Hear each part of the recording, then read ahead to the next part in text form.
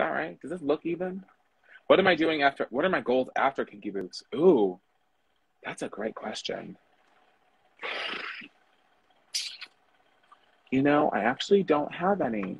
Well, 50-50. We started, I wrote an original show called Marilyn Monhoe, A New Year, A New Me, that was aimed to be a college show. So going around to local colleges, all over the states, promoting drag, promoting theater, promoting queer art, in all its forms and authentic representation.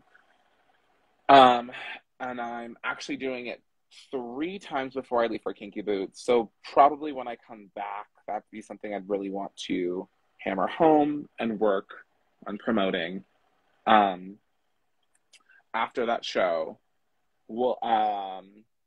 we Firefly Music Festival.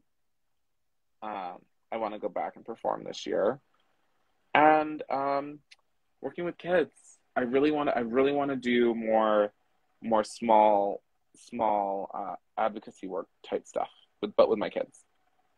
Because I love my boys. Have I ever thought of doing a podcast? Oof. It's been mentioned a couple times.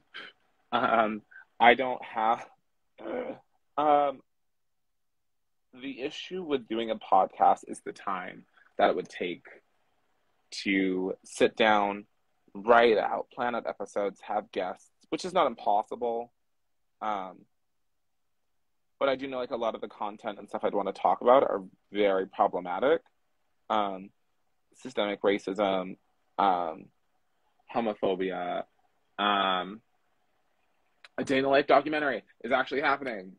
Before I leave for Kinky Boots, we are planning on filming a character analysis. So that'll happen, I think, mid-March we're filming, and I hope to have it out like the day before I leave. All these bras are actually good today. Jazz hands. Yeah, but mostly, I really want to start doing more. What's the word? I can't say advocacy again because that's not the right word, but I do. I came to New York as an actor, and when acting gigs weren't coming out the way I wanted them to, I started working within the social services sector, mostly with housing instability among queer identified youth here in New York, working for an organization called Point Source Youth as their program associate. And from that, I was able to start working with other nonprofits, mainly ones with kids from the foster care system, which is a cause that is near and dear to my heart, as an ex-foster kid myself. So really probably wanting to dive back into social justice work would probably be the goal, but as Marilyn. There are conversations surrounding identity that aren't happening within those organizations and how we can better help serve queer youth, especially in New York, because the limited amount of services that they are granted and or given access to aren't run by queer people. So the information that they're getting is not as accurate and not as, I don't want to say the word authentic, but it's not perfect. And there are ways that we can go about educating our youth and giving them the tools and the resources, while also making sure that these are either run, and I say that very clearly, run by other queer youth or young adults, because working for the government is great exposure, I think, into the workforce. And if you're doing a job that you love, it's not quote unquote work. It's just, you're going to a safe space. And who wouldn't want that? I know I do. So I'm looking, ideally the goal is to work back in that sector, post kinky. Um, or hell, even during, if I can find a way to work remotely.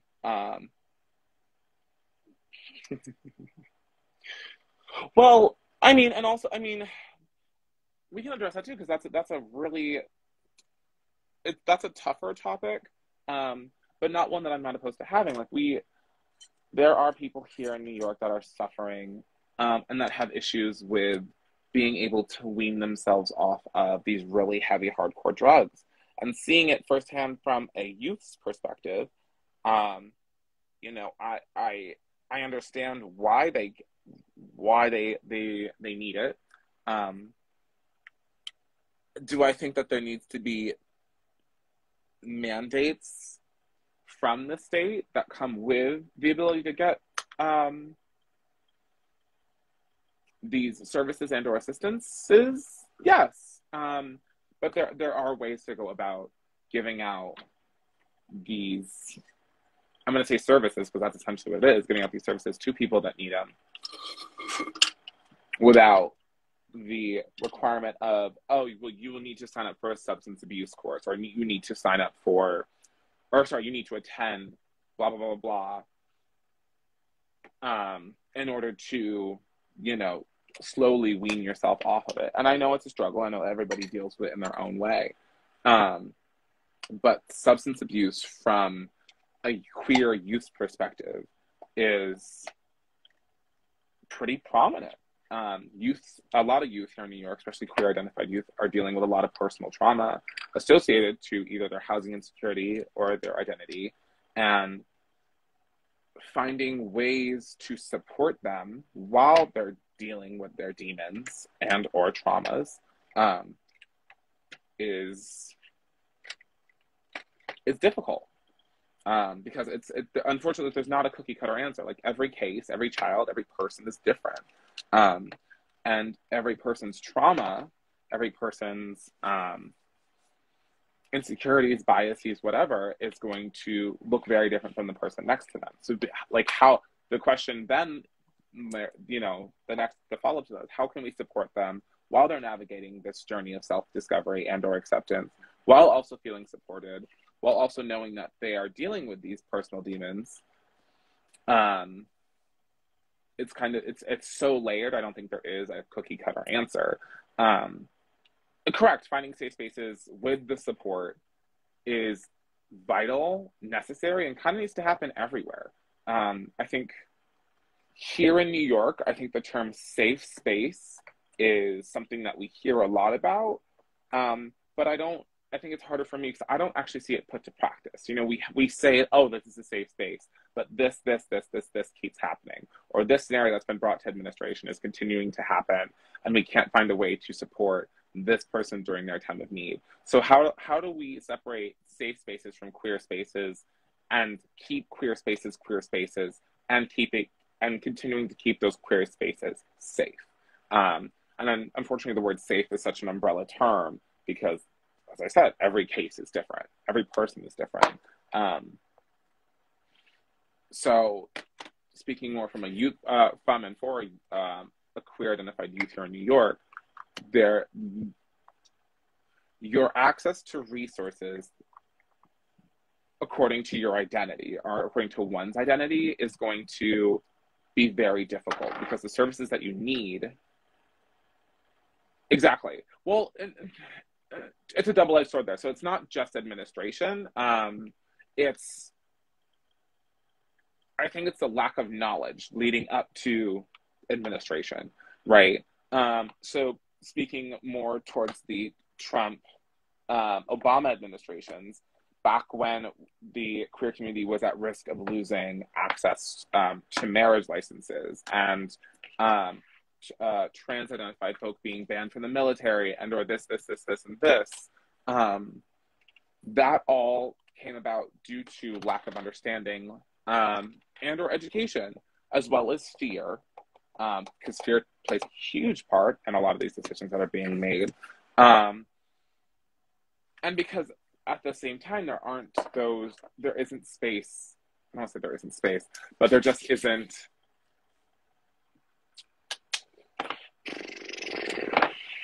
there aren't queer and or trans identified people in those positions of power that have the ability to make direct and effective change because of the way the system is set up.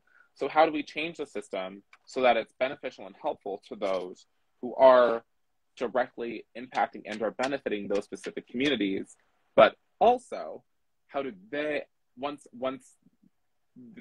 the somebody with underneath that specific umbrella is working within that sector directly pertaining to the population they're about to serve, how do they have the resources and or the ability to support the younger people in the area? You know, there's like 90,000 questions. And I think these conversations are great to have with the general public because the general public is unaware of what's been going on and how things have been handled. In that same breath, I don't think administrations 98% of the time are fully aware of what's going on and or the grand scope of the or have an understanding of how severe these problems in our communities are. So that all boils down to lack of understanding, lack of education, and lack of resources. Thank you for letting me hop on my event train for a minute. I just hit like 7 different topics.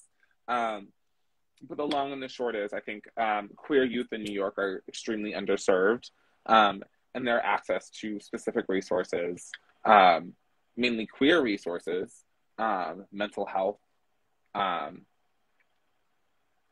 being a big one, substance abuse, blah, blah, blah, aren't really available to them until they turn of age, being 21. Then they're able to find, you know, support meetings and people. But I look at that in a different light. I wasn't able to find those resources until I started working in nightlife, right? We have a lot of us that can attest that either work in nightlife or are a part of nightlife. We know friends, close chosen family members that are going through XYZ situation, and it just takes those of us that are a little more savvier than others a couple of seconds to text somebody, be like, hey, I have a friend who's going through this. Can you help me find this?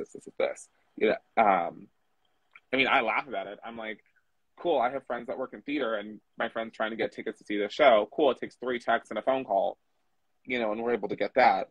So why aren't we able to do the same thing with doctors or queer doctors, queer dentists, non-binary healthcare professionals?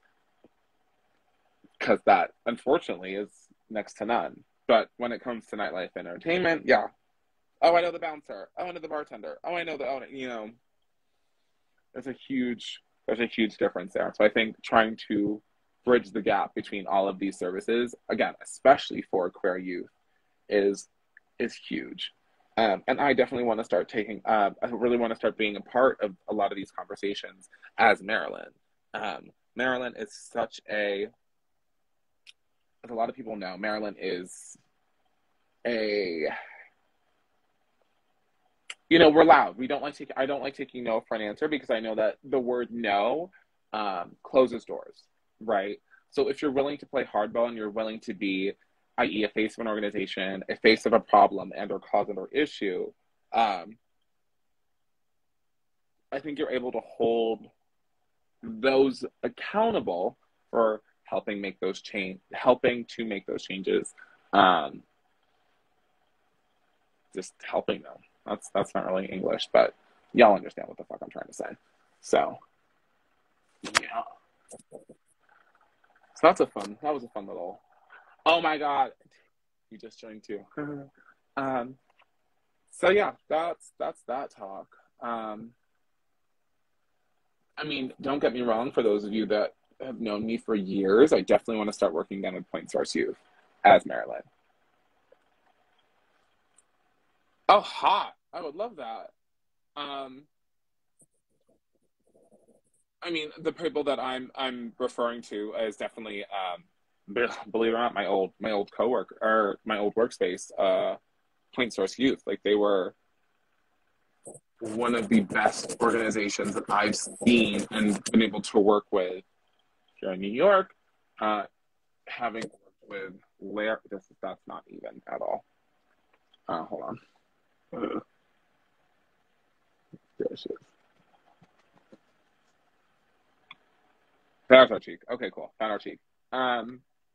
Larry Cohen from Point Source Youth is one of those people that is actively creating the change that I've been looking for. Larry works extremely hard and is extremely dedicated to the cause of the people that he serves. And I've always admired Larry. Unfortunately, I was let go from that organization because I was, and honest answer, like I was very irresponsible. I wasn't really. I think at the time that I was brought onto the project, like I was in a spot where I wasn't really ready to see what direct and effective change looked like, and serving a population of people that I looked at as friends versus people in need, and that was very hard for me to separate. So it was more like, oh, I'm coming to work and I'm only working with these people on these days, and I can goof off and do whatever I needed to do. Kind of years later, 4 years later, still working in the social services field as a nanny and or caretaker, I've been very, very lucky to kind of put myself back together. And now I want to be given this second chance at,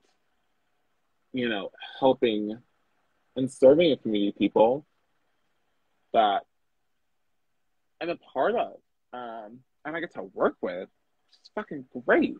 I will need to like honestly hop on my knees and like beg, but I think that comes with, like you said, it comes with growth. And I owe all of that growth to Marilyn. So there's that. And also my support system here in New York. I have some great close family.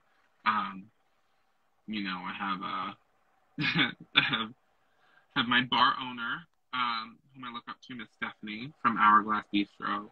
And I have her partner Chris. Her partner Josh, who is fucking funny as shit. Who always looks out for me, which is sometimes more than I can handle.